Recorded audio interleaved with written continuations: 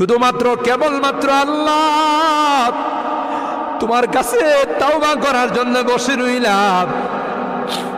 আমাদের গুনার কারণে যদি জাহান্নামে দিয়ে দাও, কে বাঁচাবে? কে আমাদেরকে জাহান্নাম থেকে রক্ষা করবে?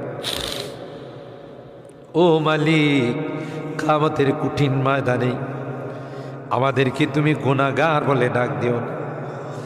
ইয়া আল্লাহ, কোরআনের মধ্যে আছে জাহান্নামীরা জাহান্নামের আযাব সহ্য করতে না পাইরা করুতি মিনতির সাথে, কাকুতি মিনতির সাথে বলবে, ইয়া মালিক লিয়াকদি আলাইনা রাব্বুক। এ জাহান্নামের দারোগা মালিক ভাই, আর সহ্য হয় না, আর সহ্য হয় না।